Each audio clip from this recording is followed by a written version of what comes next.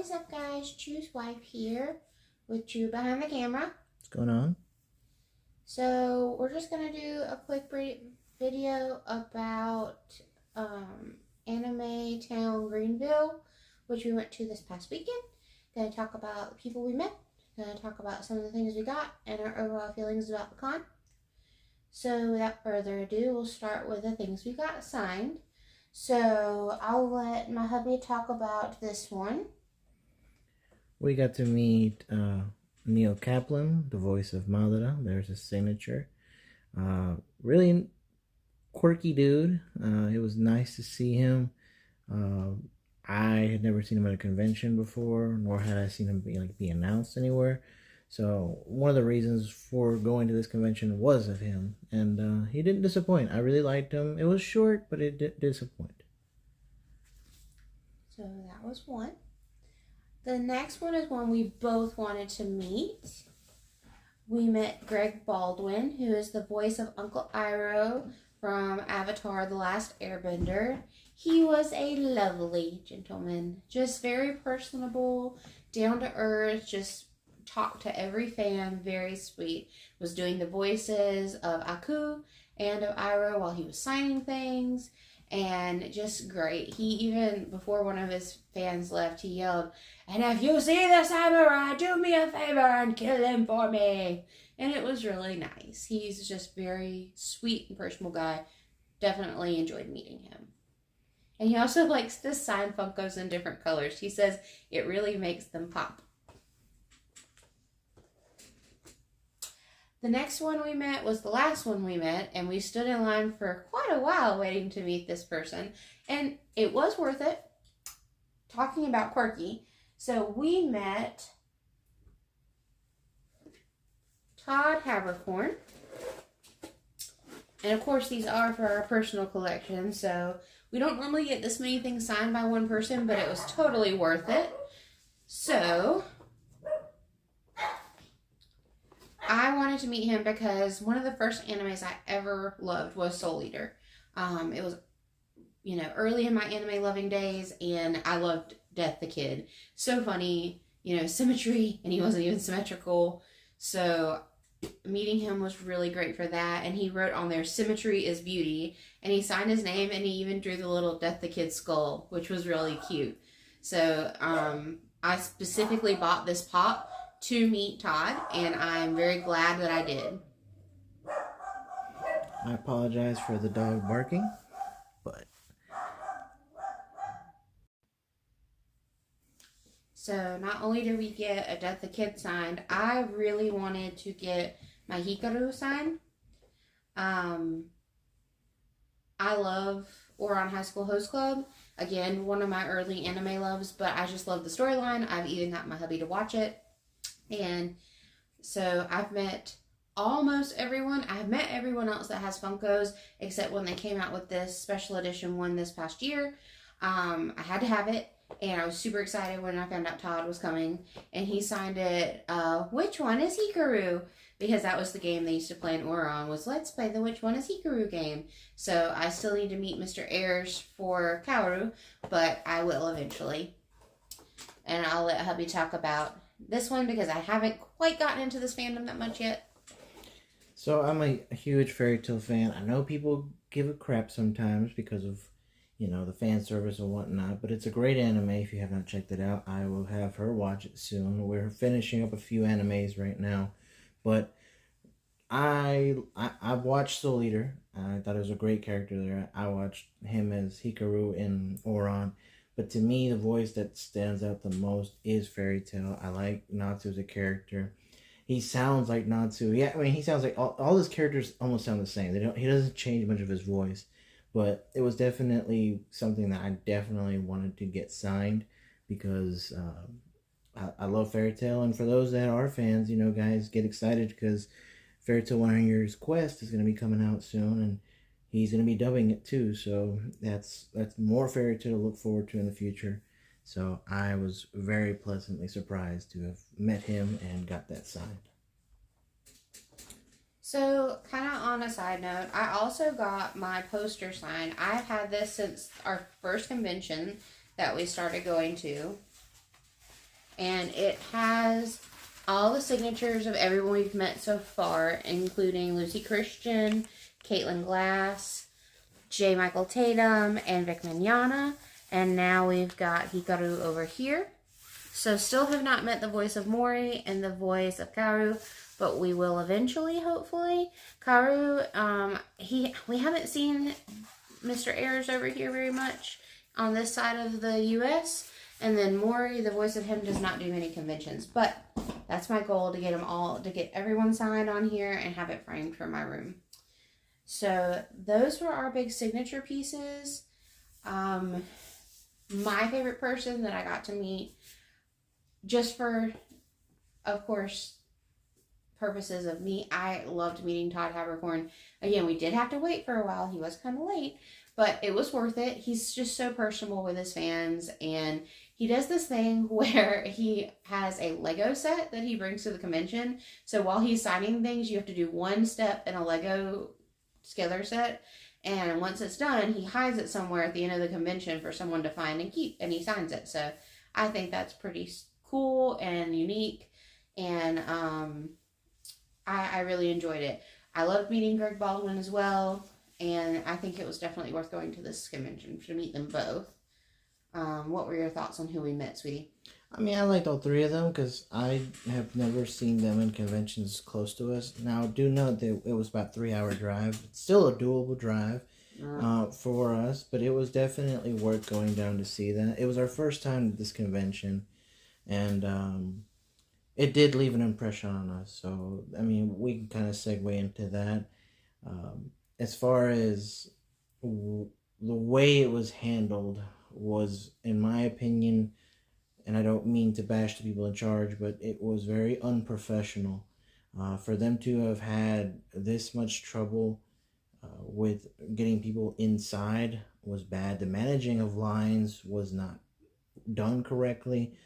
I feel like they complicated things way more than they should have. They should have figured out a plan B if something was going to happen, but it was definitely really difficult to get in the doors.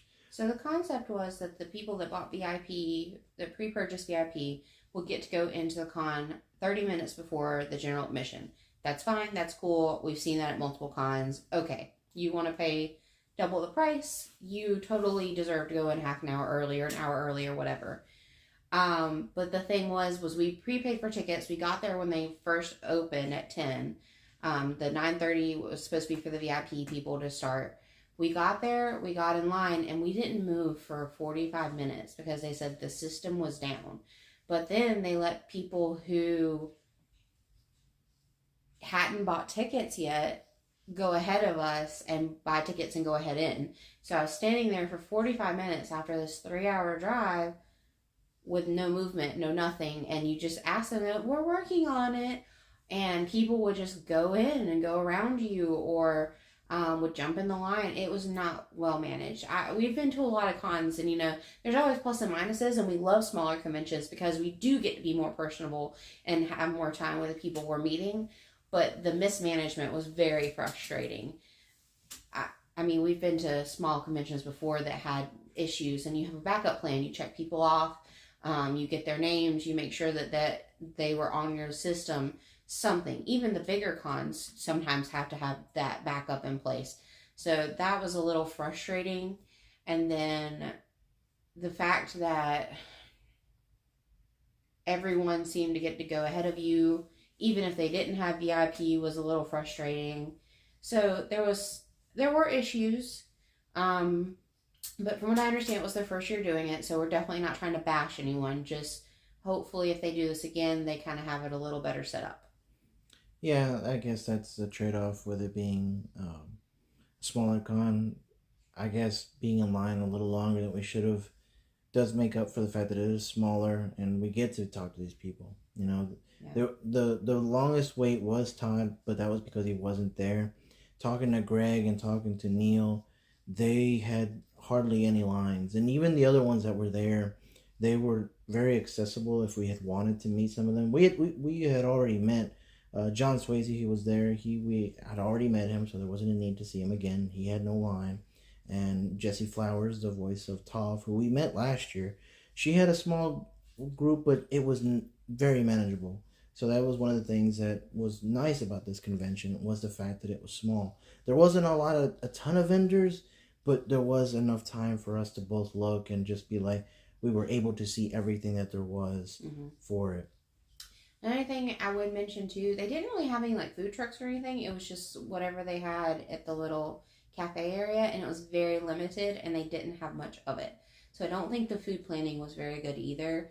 And after that long of a drive, you know, we just wanted a little snack, and it was like $10 for chicken tenders, which I guess isn't too far from the par for the course these days, but there wasn't a lot of option in general. So those are my complaints. You know, those are some of the weaknesses or areas of opportunity if we're being politically correct.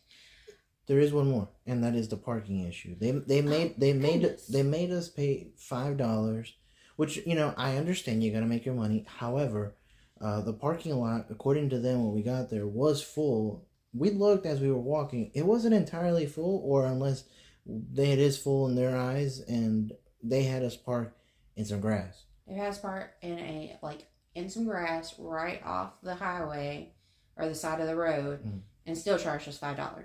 Like really? Like, if we're gonna be parked on the grass, why would I need to park? I could have parked my car like down the street, walk a little bit, and save myself those $5. Like that, there should no.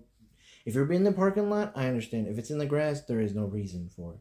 When we went to Ichiban-Con 2 weeks ago, they had a huge, big grass field for overflow parking that we took advantage of. It was free, and there's no reason for there to be like. And it's because you have to have a little bit of a walk. You have to walk across the intersection, which I mean, you know, that's kind of your trade-off. You park for free, but you got to walk a little further. Which I'm fine with walking a little further, but don't charge me for it. But again, small details.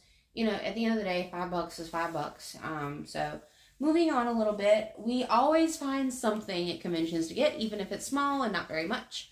So the first thing, we'll go with a non-pop item. My hubby really wanted this young lady. Yeah, I could talk about this one. This was on my wish list. I definitely like her. For those that are fans of the series Origaru, you guys know who that is. For those that don't know who that is Yukino. And I am a big fan of her. I love her character.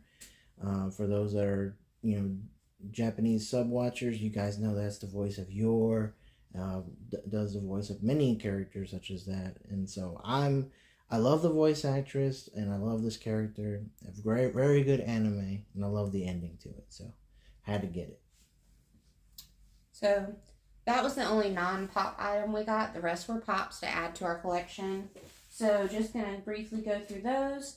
Hubby loves Darth Maul, so he did not have this specific Maul. It's from the original run, but obviously the original run had blue border, and this one has black, so it's not quite OG, but it's from the OG line series that looks similar.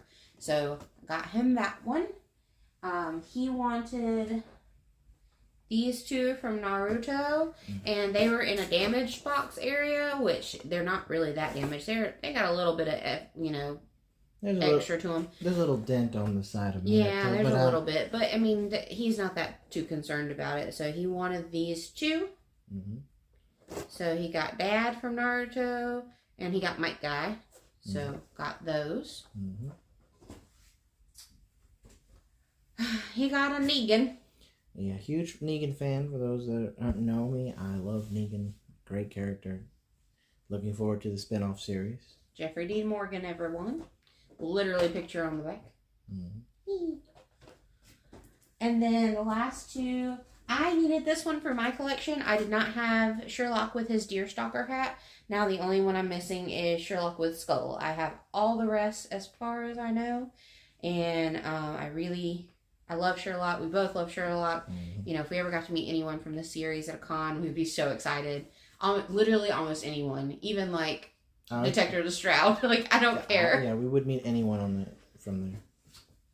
And then the last one we didn't need, but I just thought he was really cool. It's J. Jonah Jameson. Yeah, I'm a big fan of J. Jonah Jameson. She is too. I mean, and especially because that's the version of. It almost looks like the version not from the cartoon to me, but like the version from like the Tobey Maguire Spider-Man. Yeah, it does. I think it might be because it says Spider-Man, Threat or Menace. Yeah, now that sounds like him. The Daily Bugle. Yeah. So, I don't know. I just really like the pop. And, I didn't need it, but I'll put it right next to my Spider-Man pop and be content. Mm-hmm. So, as we continue to grow our collection and we continue to go to cons, we'll continue to bring you guys along and let you know how the ride is going. Final thoughts? I hope for next time this convention has another good lineup. It like I said, the drive wasn't that terrible, and it was doable. However, I hope that they can get their stuff straight, and I hope for in the future we'll keep an eye on this one for other good voice actors or people that we like, and just in general. Hopefully, they have a good lineup. I agree, and I mean, I don't want anyone to feel like we were bashing this because they really did have a great lineup, and they were accessible, like he said. The vendors were cool. There were some really neat stuff there.